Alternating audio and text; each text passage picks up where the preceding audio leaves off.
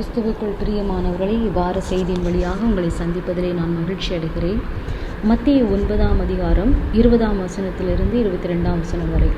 அப்பொழுது 12 வருஷமாய் பெரும்பாடுள்ள ஒரு ஸ்திரீ, நான் அவருடைய வஸ்திரத்தை ஆகிலும் தொட்டால் சொஸ்தமாவேன் என்று தன் உள்ளத்தில் எண்ணிக்கொண்டு அவர் பின்னாலே வந்து அவருடைய வஸ்திரத்தின் ஓரத்தை தொட்டாள். இயேசு திரும்பி அவளை பார்த்து, மகளே, திடன்கொள், உன் விசுவாசம் உன்னை இரட்சித்தது என்றார். அந்நேரம் முதல் அந்த ஸ்திரீ சொஸ்தமானாள். இது 3 சுவிசேஷங்களிலும் இந்த அற்புதங்களை நாம் காணக்கூடியதாக இருக்கிறது.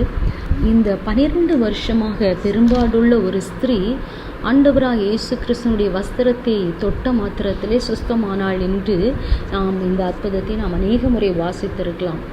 இந்த ஸ்திரீயானவள் 12 வருஷமாய் அந்த வியாதியினாலே மிகவும் கஷ்டப்படுகிறாள். பல வைத்தியரை பார்த்தாலும் தன் பாடு நீங்கும்படியாக தன் ஆஸ்திகளை எல்லாம், அவளுடைய பணத்தை எல்லாம் செலவழித்து அநேக மருத்துவர்களுக்கு கொடுத்து தன் வியாதிக்கு மருந்து பார்த்த பொழுதும் அவளுடைய வியாதி ஒருவராலும் சுஸ்தமாக்க முடியாத சூழ்நிலையிலே காணப்பட்டது. அவ்வளவு பலவீனமான ஒரு ஸ்திரீயாய் காணப்பட்டாள். ஆனாலும் ஆண்டவராகிய இயேசு கிறிஸ்து அவள் இருக்கிற அந்த ஊர் வழியாய் வருகிறதை அவள் கேள்விப்பட்டு அவர் பின்னாலே போய் அவருடைய வஸ்திரத்தின் ஓரத்தை தொடுகிறாள் என்று சொல்லி பார்க்கிறோம்.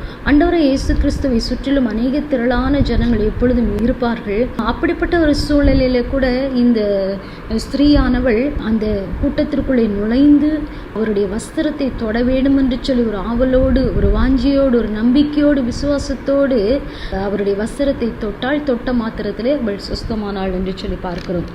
இயேசு தன்னை சந்திக்கும் காலத்தை அவள் அறிந்தவளாக அந்த காலத்தை பிரயோஜனப்படுத்தி கொண்டாள். ஒருவேளை பல வைத்தியர்களை அவள் பார்த்து நேரத்தையும் காலத்தையும் பணத்தையும் செலவழித்து ஒன்றுமே அவளுடைய வாழ்க்கையில நடக்கவில்லை என்று சொல்லி அவள் அங்கலாய்த்த ஒரு சூழ்நிலை, பலவீனப்பட்ட ஒரு சூழ்நிலை. அப்படிப்பட்ட ஒரு சூழ்நிலையிலே ஆண்டவராகிய இயேசு கிறிஸ்து அவரை கண்டு அவர் பின்னாலே வந்து அவருடைய வஸ்திரத்தை தொடுகிறாள். ஆண்டவராகிய இயேசு கிறிஸ்துவை சந்திக்கும் காலத்தை அவள் பிரயோஜனப்படுத்தி கொள்ளுகிறார். பாருங்க, ஆண்டவராகிய இயேசு கிறிஸ்து உங்களை சந்திக்கும் காலத்தை நீங்கள் பிரயோஜனப்படுத்தி கொள்ள வேண்டும். ஒருவேளை ஒரு பாவத்திலிருந்து விடுதலை வேண்டி இருக்கலாம், அல்லது ஒரு சாபக்கட்டிலிருந்து, அல்லது வியாதியின் பிடியிலிருந்து, பிசாசின் பிடியிலிருந்து அநேகருக்கு இன்றைக்கு விடுதலை தேவையா இருக்கிறது. ஆனால் அநேகருடைய வாழ்க்கையில இயேசு கிறிஸ்துவை குறித்து சொன்னாலும் அவர்கள் இயேசுவினிடத்தில் வர முடியாமல் பல தடைகள் காணப்படுகிறது. ஆண்டவராகிய இயேசு கிறிஸ்து உங்களை விடுதலையாக்குவார், ரட்சிப்பார், குணமாக்குவார் என்று அவர்களிடத்தில் சொன்னாலும் அநேகர் தயங்குகிறார்கள். ஆனால் இந்த ஸ்திரீயானவள் இயேசு கிறிஸ்துவை குறித்து கேள்விப்பட்டு அவரை கண்டபொழுது அவள் தாமதித்து கொண்டிருக்கவில்லை, தயங்கி கொண்டிருக்கவில்லை, அவிசுவாசமாய் நின்று கொண்டிருக்கவில்லை. எத்தனையோ வைத்தியர்கள் செய்யாதது இவர் செய்து விடுவாரா என்று சொல்லி கேள்வி கேட்டு கொண்டிருக்கவில்லை. அவள் உடனடியாக இயேசு கிறிஸ்துவிடத்திலே வருகிறாள். வந்து தடைகள் மத்தியிலும் அவரை வந்து தொடுகிறாள் என்று சொல்லி பார்க்கிறோம். இன்றைக்கு நாமும் ஆண்டவர் நம்மை சந்திக்கும் காலத்தை பிரயோஜனப்படுத்தி கொள்ளுகிற பொழுது நம்முடைய வாழ்க்கையில விடுதலையும் சுகமாகுதலும் ரட்சிப்பும் உண்டாகும் என்று சொல்லி பார்க்கலாம். அது மாத்திரமல்ல, ஆண்டவராகிய இயேசு கிறிஸ்து இந்த இடத்துல அவளை குறித்து சொல்கிறார், மகளே, திடன்கொள், உன் விசுவாசம் உன்னை இரட்சித்தது. ஆண்டவரிடத்துல வருகிற ஒருவரையும் அவர் புறம்பே தள்ளுகிற தேவனல்ல என்று வேதம் சொல்லுகிறது. ஆண்டவராகிய இயேசு கிறிஸ்துவிடத்தில் விசுவாசத்தோடு வருகிற யாரா இருந்தாலும் சரி, அவர்களை பார்த்து கர்த்தர் சொல்கிறாரு, மகளே, மகனே என்று சொல்லி அழைக்கிறார். வேதத்தில் அற்புதங்களை நம்ம பார்க்க முடியும். பாவியான ஒரு மனுஷன் அவரிடத்துல வந்த பொழுது, மகனே, உன் பாவங்கள் உனக்கு மன்னிக்கப்பட்டது என்று சொல்லுகிறார். ஆண்டவராகிய இயேசு கிறிஸ்துவிடத்தில் யார் எப்படிப்பட்ட சூழ்நிலையில வந்தாலும் அவர்களை பார்த்து கர்த்தர் மகனே, மகளே என்று சொல்லி உரிமையோடு அவர் அழைக்கிறார் என்று சொல்லி பார்க்கிறோம். அப்போ ஆண்டவராகிய இயேசு கிறிஸ்து எல்லாரையும் நேசிக்கிறாரு. எல்லாருக்கும் விடுதலை கொடுக்க அவர் சித்தமுள்ள தேவனாக இருக்கிறார். நாம் தடைகளை தாண்டி அவரிடத்தில் வருகிற பொழுது நிச்சயமாகவே கர்த்தர் நம்மை ஆசீர்வதிக்கிற தேவனாக இருக்கிறார். மாத்திரமல்ல, மகளே, திடன்கொள் என்று சொல்லுகிறார். கொஞ்சம் எஃபர்ட் தான் எடுத்தா. அவள் மருத்துவர்களை போய் சந்திப்பதிலே அவள் சில பணங்களை செலவழித்திருந்தாள், நேரங்களை செலவழித்திருந்தாள், அநேக வேலைகளிலே அநேக இடங்களுக்கு அலைந்திருப்பாள். ஆனால் இயேசு கிறிஸ்து அவளிடத்திலே வருகிற பொழுது, அவள் இருக்கிற இடத்திற்கு வருகிற பொழுது, எப்படிப்பட்ட பலவீனத்தில் இருந்தாலும் அவள் வந்து அவரை தொடுகிறாள். அந்த எஃபர்ட்டை கர்த்தர் பார்க்கிறார். ஒரு சின்ன சின்ன காரியங்களாக இருந்தாலும் சரி, ஒருவேளை ஒரு நெருக்க நேரத்தில் நாம் முழங்கால் படியிட்டு ஜெபிக்கலாம். அல்லது நம்முடைய வியாகுலங்கள் நீங்கும்படியாக அன்னாளைப் போல தேவாலயத்தில் சென்று தேவ சமூகத்தில் நம்முடைய பாரங்களை இறக்கி வைக்கலாம். கர்த்தரை தேடுகிறதிலே சின்ன சின்ன எஃபர்ட் எடுத்தாலும் கர்த்தர் அதை என்கரேஜ் பண்ணுகிறார்.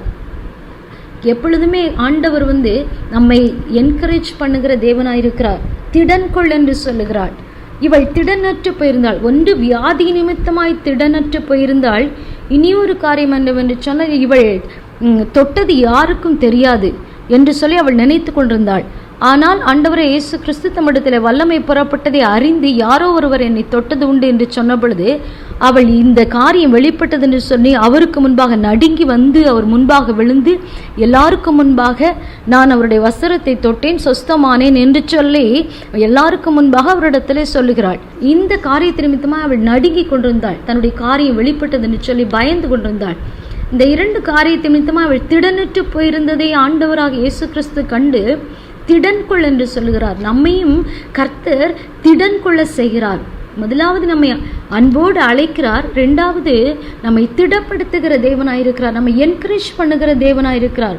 மூன்றாவது பார்த்தீர்கள் என்று சொன்னால், உன் விசுவாசம் உன்னை ரட்சித்தது. லூக்கா எழுதின சுவிசேஷத்தில் 8ஆம் அதிகாரத்தில் பார்க்கிறோம், மகளே திடன்கொள், உன் விசுவாசம் உன்னை ரட்சித்தது, சமாதானத்தோட போ அப்படின்னு சொல்லுகிறாரு. கர்த்தர் நம்மை ரட்சிக்கிறது மாத்திரமல்ல, நம்மை அன்போடு அழைத்து நமக்கு விடுதலை தந்து சமாதானத்தோடு அனுப்புகிற தேவனுமா இருக்கிறார். இன்றைக்கு உங்களுடைய வாழ்க்கையில கூட பலவிதமான பாடுகளுக்கு மத்தியிலும் வியாதிகளின் மத்தியிலும் பிரச்சனைகளின் மத்தியிலும் போய் கொண்டிருக்கலாம்.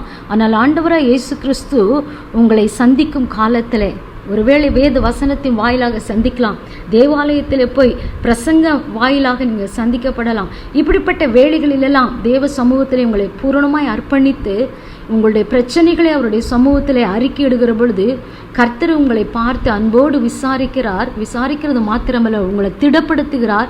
உங்களுக்கு அப்பொழுதே விடுதலை தந்து சுகம் தந்து உங்களை சமாதானத்தோடு அனுப்புகிற தேவனாயிருக்கிறார். இன்றைக்கு உங்களை தேவ சமூகத்தில் அர்ப்பணிப்பீர்களா? சர்வ வல்லமையுள்ள தேவனே, துதிக்கிறோம். இதை கேட்டுக்கொண்டிருக்கிற ஆண்டவரே, ஒவ்வொருவரையும் உடைய பாதத்தில் ஒப்பு கொடுக்கிறோம். ஆண்டவரே, பலவீனத்தோடு சுகவீனத்தோடு நீண்ட நாட்களாக பிரச்சனைகள் தீரவில்லை என்று சொல்லி கவலையோடு கண்ணீரோடு ஆண்டவரை திடனற்று போய் ஆண்டவர் இருக்கிற ஒவ்வொருவரையும் உடைய கரத்தில் ஒப்பு கொடுக்கிறோம். உடைய வல்லமை கர்த்தாவே அவர்கள் மேலே பாய்ந்து செல்லட்டும். நீர் அவர்களை நேசிக்கிறீர் என்பதை அவர்கள் உணர்ந்து கொள்ளட்டும். கர்த்தர் அவளை ஆண்டவரே திடப்படுத்தி அவர்களை பலப்படுத்தி அவள் பிரச்சனையின் என்றும் வியாதியின் என்றும் போராட்டங்களில் இருந்தும் கண்ணீரில் இருந்தும் ஒரு விடுதலை கொடுக்க வேண்டும் என்று சொல்லி நாங்கள் ஜெபிக்கிறோம். நீர் அப்படி செய்கிறபடினால் மை துதிக்கிறோம். துதிக்க மகிமை உமக்கு செலுத்துகிறோம். இயேசு கிறிஸ்துவின் பரிசுத்த நாமத்தில் பிதாவே, ஆமேன். கர்த்தர் தாமே உங்களை ஆசீர்வதிப்பாராக.